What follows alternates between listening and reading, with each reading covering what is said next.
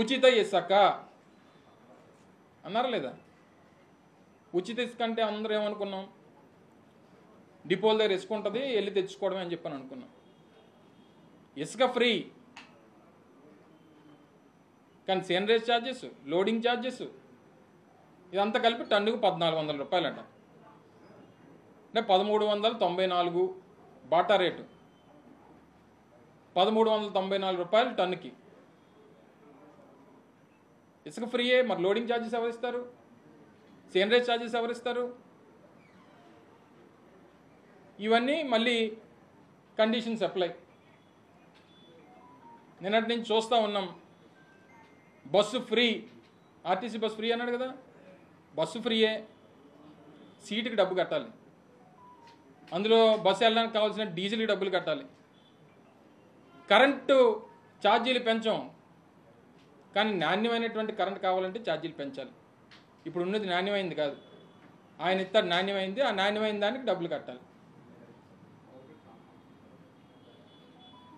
తల్లికి వందనం ఒక తల్లికి మాత్రమే, మళ్ళీ ఇద్దరు కావాలంటే ఇద్దరిని పెళ్లి చేసుకోమంటాడేమో, 15,000 కావాలంటే. ఈ రకరకాలైనటువంటి కండిషన్స్ ఇవన్నీ చెప్పారా జనానికి ముందు, ప్రజలకు ముందు చెప్పారా? ఇద్దరు పిల్లలు ఉంటే 15,000 30,000 ఇస్తానన్నారు, కానీ తల్లి ఒకరిదే ఉంటే 15,000 అని చెప్పి ఆ రోజు ఎందుకు చెప్పలేదు?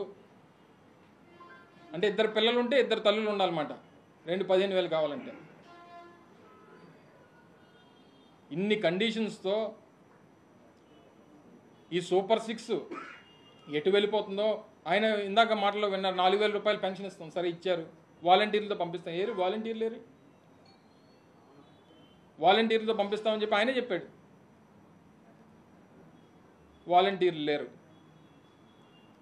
వాళ్ళ ఎవరిని కొత్తలు తీసుకో, నీలాటోళ్ళు పెట్టుకోమనాల్సిందే. TV5 రిపోర్టర్స్ని, TV5 మీ ఎవరైతే ఉన్నారో మార్కెటింగ్ వాళ్ళు అందరిని పెట్టుకోమనాల్సింది. పోనీ సరే మేము పెట్టాం, అందుకని మేము లేము కదా ఇప్పుడు అధికారంలో, మా కోసమే రాజీనామా చేస్తారు. పోనీ ఇప్పుడు మీ కొత్త వాళ్ళు పెట్టవచ్చు కదా, కొన్ని మీ తెలుగుదేశం పార్టీ వాళ్ళు పెట్టుకొని, లేకపోతే నీతి నిజాయితీగా ఎవరైతే చదువుకున్నారో వాళ్ళందరినీ పెట్టియండి. ఏది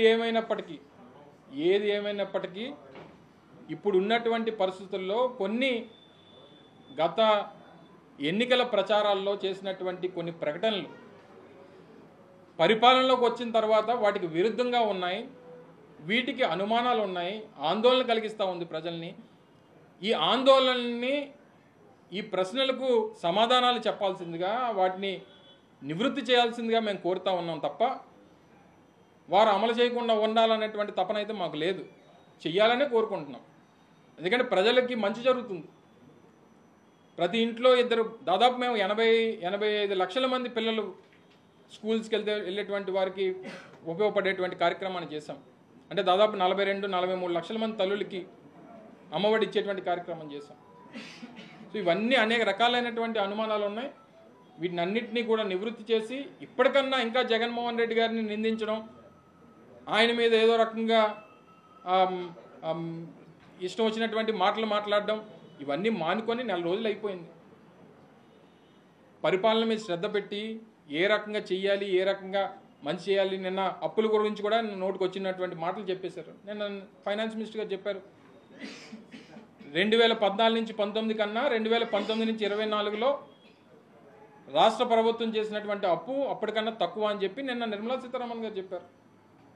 ఇవన్నీ మేమేం మా ప్రభుత్వం, నిన్న వారు మాట్లాడుతూ, ముఖ్యమంత్రి గారు మాట్లాడుతూ ఉన్నారు, అమ్మమ్మ ఎన్డీఏలో నేను కీలకంగా ఉన్నాను, కానీ దేశంలో 29 రాష్ట్రాలు ఉన్నాయి, అన్నీ మనం చెప్పినట్టు చేస్తారేంటి అని అంటున్నాడు ఆయన. వాళ్ళ దేశంలో అన్ని రాష్ట్రాలు ఉన్నా కేంద్రంలో ఉన్నటువంటి ప్రభుత్వం మీ వల్ల ఉంది కదా, మీ సహకారం వల్ల ఉన్నప్పుడు రాష్ట్రానికి మంచి ఎందుకు జరగకూడదు? సో ఇవన్నీ కూడా అనేక రకాలైనటువంటి అనుమానాలు, అనేక రకాలైనటువంటి ఆందోళనలు ఈరోజు రాష్ట్రంలో, రాష్ట్ర ప్రజల్లో కొన్ని ఉన్నాయి. వాటిని నివృత్తి చేయాల్సిందిగా మరొకసారి మీ ద్వారా ప్రభుత్వాన్ని కోరుతా ఉన్నాం. ఇంకా సమయం ఉంది, మీకు అనేక రకాలైనటువంటి అవకాశాలు ప్రజలు ఇచ్చారు, ఇచ్చినటువంటి మాట నిలబెట్టుకోవాల్సిందిగా మీ ద్వారా మరొకసారి కోరుకుంటా ఉన్నాం.